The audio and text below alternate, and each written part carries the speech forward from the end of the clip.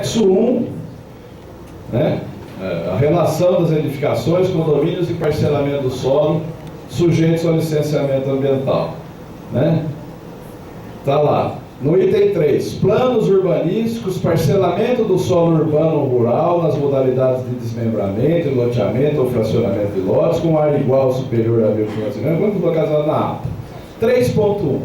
Quando ocorrer pedido de licenciamento de empreendimentos em áreas contíguas ou em fases, poderá a SMMA exigir processo de licenciamento único que possibilite a análise global dos impactos ambientais. Tá? Então, acho que não precisa dizer mais nada.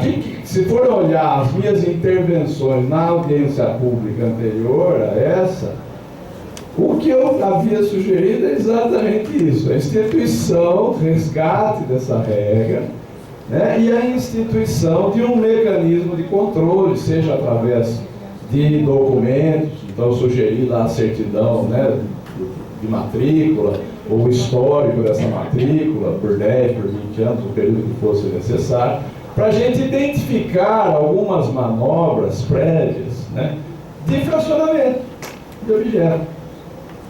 Na resposta que eu recebi do município sobre essa sugestão,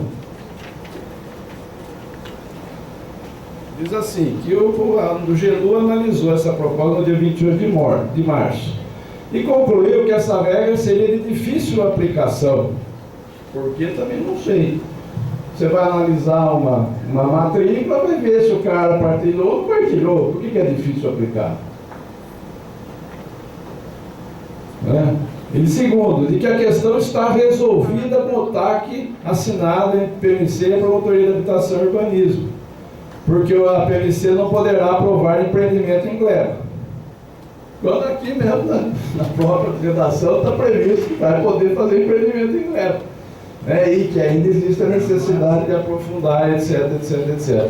Mas, independentemente de ter gleba ou não, isso não é o que está em discussão agora. O que está em discussão, né, que eu tenho que defender, não é que o empresário vem defender, brigar em cima da contrapartida, eu tenho que defender a segurança ambiental do empreendimento. Seja ele qual for, se for nas regras específicas, como a gente está discutindo agora, ou quando for partir para a discussão da revisão da legislação urbanística, de novo o Ministério Público tem que estar lá brigando em prol dos interesses da segurança, da sustentabilidade ambiental da cidade. E essa briga, volto a dizer, estou cansado de brigar sozinho, né? Acho que precisa a sociedade começar a participar. Não dá, é humanamente impossível, né, para uma pessoa ficar com essa carga nas costas de querer segurar a onda da cidade. Não dá, né? É muito difícil.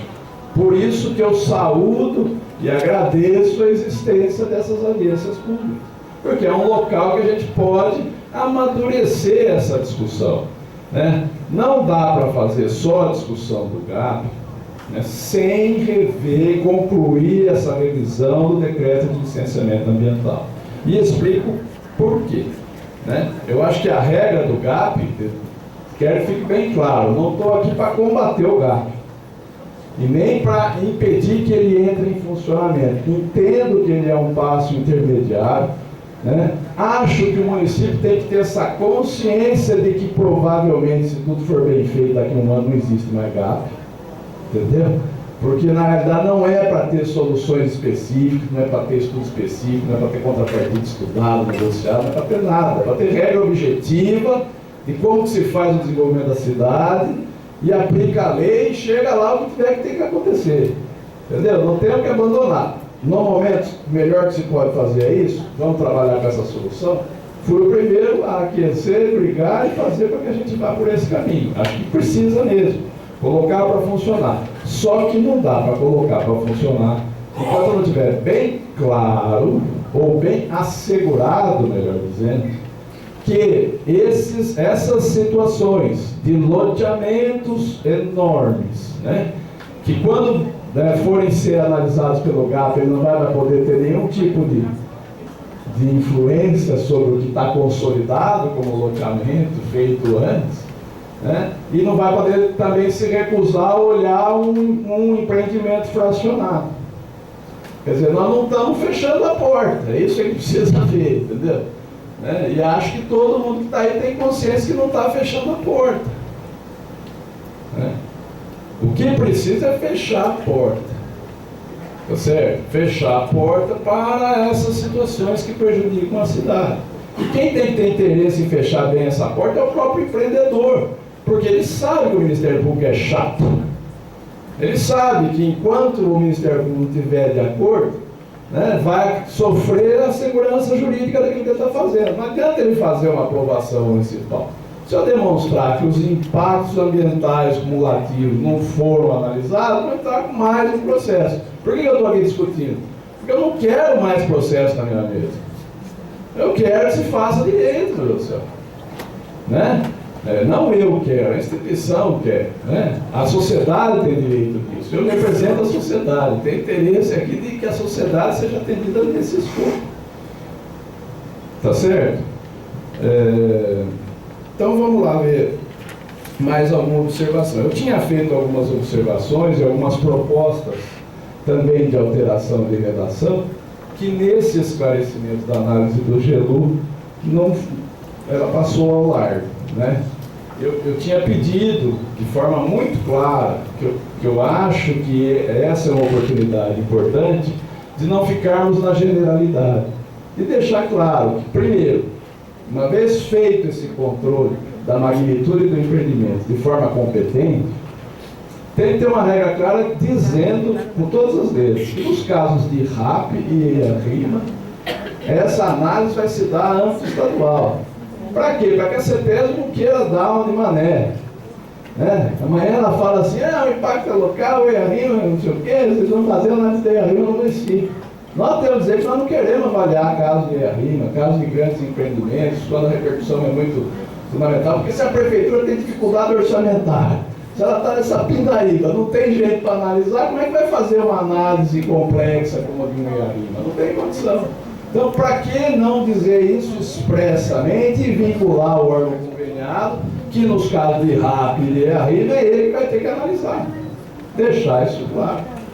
Né? Eu tinha feito uma sugestão, se quiser eu posso depois reler até o que eu tinha colocado, onde eu tinha colocado, acho que é até bom fazer isso mesmo, né? Porque eu tinha colocado como parágrafo único do artigo 13 anterior, não sei se manteve o número aí ou não, mas dizendo o seguinte, que identificada a necessidade do empreendimento elaborar RAP ou EIA-RIMA, vírgula, por força da magnitude dos impactos ambientais a ele relativos, né? E aí sim você dizer o que vai acontecer. Tá? Deixar claro, né? O licenciamento ambiental se dará a nível estadual, no âmbito da CETESB, como observando a resolução X e a resolução 5404 SMA. Tá?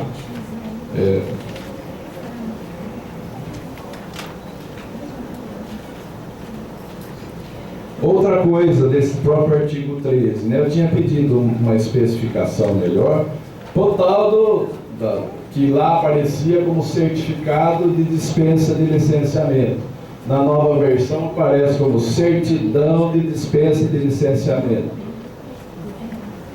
Quero dizer de novo, não dá para dispensar licenciamento. É o que não está sujeito pelo decreto municipal. Mas o que não está? Nós vamos fazer ficar sujeito, então nós vamos alterar o decreto para que fique sujeito. O objetivo do município não é fazer o licenciamento ambiental?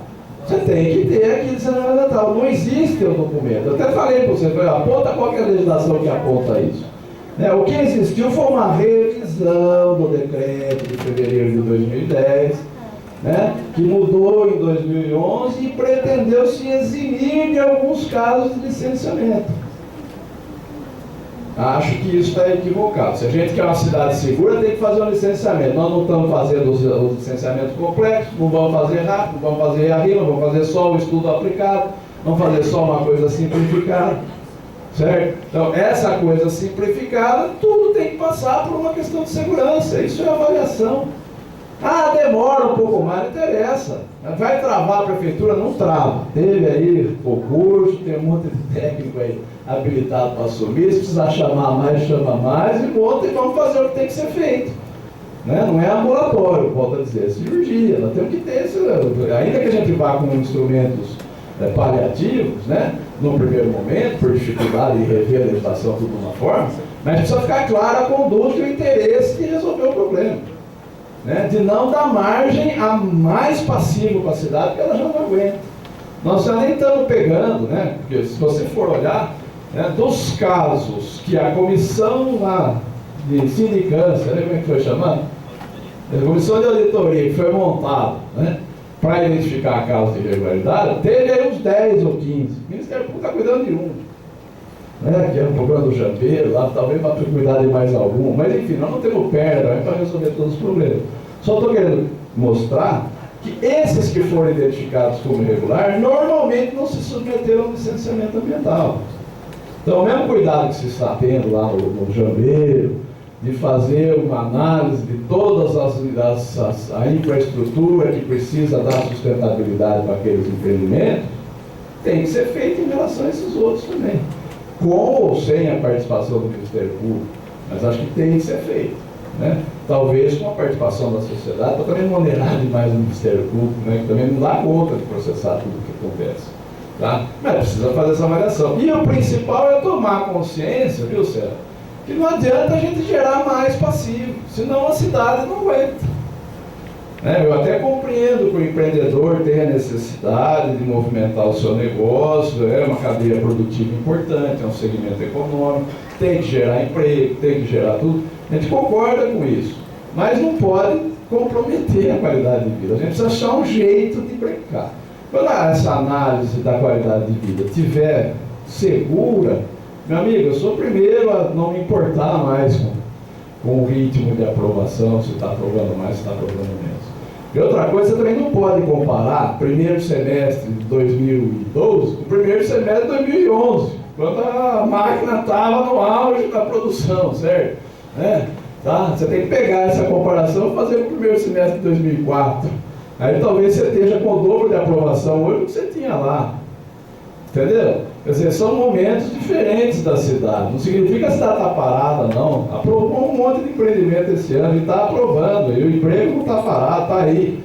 O que a gente tem que ter consciência é o seguinte: o Ministério Público não está lá brigando para que não faça nenhum empreendimento, para travar, proibir tudo. Não é isso que interessa para ninguém, né? Mas precisa brigar por essa segurança da qualidade e da sustentabilidade. E aí nós vamos chegar num ponto nevrálgico, que foi um avanço que se procurou instituir lá no decreto de fevereiro de 2010, que se chamava estudo de tráfego, e que nunca foi compreendido e que nunca foi aplicado. E isso está dando muito problema. E a INTEC não faz esse tipo de estudo com essa competência que elimine os problemas gerados. Aliás, na audiência pública lá do empreendimento que afetava diretamente Barão Geraldo, eu gostaria que Barão Geraldo se sentisse integrante de Campinas. Por que participar do empreendimento e brigar só quando vai afetar Barão? Por que não vem aqui também? Isso mesmo, né? isso mesmo. É legal que todo mundo fala para participar. Nós vamos lá. Em Campinas, eu estou andando em Barão Geraldo. Nós vamos lá. Né? Tá certo? É a cidade inteira que está sofrendo o problema. Então não temos que fazer, né, a coisa acontecer. Né? Mas eu estava dizendo, a maior crítica que foi feita, e não foi feita por ninguém radical, foi feita pela Pontifícia Universidade Católica de Campinas, né? Preocupada com o quê? Vendo uma preocupação legítima. Como é que vai ter um sistema viário único para servir as duas universidades? Não dá. Vai pôr todo esse povo lá no meio? Não dá. Como é que o ônibus vai chegar? Não passa. Percebe? A fragilidade de uma metrópole, até por conta de ausência de ABNT, de regra da ABNT, né, regra técnica para a construção de bairro, que deveria ser alterado. O Brasil não faz mais cidade de casas térreas faz muito tempo. Né? O processo de verticalização, que foi uma discussão nas décadas de 60, 70, era algo que se ocorria de forma paulatina. O Cambuí está em processo de verticalização faz 30, 40 anos. Vai ocorrendo devagarzinho, a cidade vai se adaptando. Hoje o mercado requer uma outra mercadoria, que foi exposta lá em sua magnitude. Né? Tá certo? quer botar, né, construções grandes, grande volume de pessoas e grande adensamento. Se você desvincular esse empreendimento da atividade do parcelamento do solo e não entender que no parcelamento do solo você tem que fazer a dimensão do sistema viário adequado, não adianta ter gato, todo cuidado, empenho, boa vontade de todos os funcionários, porque você vai estar analisando um pedaço do problema e aprovando um pedaço do problema e não tendo fechado a porta para o problemão grande. Como resolve o problemão? Não sei. Né? Uma vez eu fiz uma sugestão, né, que eu acho que Campinas tem vazios urbanos. E esses vazios urbanos precisam ser tecnicamente estudados e, através de um documento, dizer o que pode ser feito lá com segurança sem comprometer a qualidade de vida. Talvez seja um caminho. Né? Aí, enquanto não se chega lá e nessa regra, vamos primeiro fazer o dever de casa. Durante esse mais um mês, eu acredito que vai gerar essa possibilidade de aperfeiçoamento da proposta do GAP, a gente pode exigir e até colaborar, o DEMA deve colaborar, alguém que queira fazer, com a Secretaria do Meio Ambiente, aliás, saúdo o professor Herman, que está assumindo um abacaxi nesse momento, né? Quer dizer, com uma tarefa grande pela frente, de conseguir se impor, né, numa estrutura administrativa que não está acostumada com um órgão que tenha essa independência, entendeu? Que é uma mudança de cultura profunda, é difícil isso. Mas ninguém está aqui para fortalecer o professor Herman, entendeu? Nós estamos aqui para fortalecer os mecanismos de análise ambiental, né? Para que o senhor tenha voz na sua atividade e consiga preservar esses interesses que são necessários. Acho que ninguém tem dúvida aqui de que são necessários que sejam preservados adequadamente.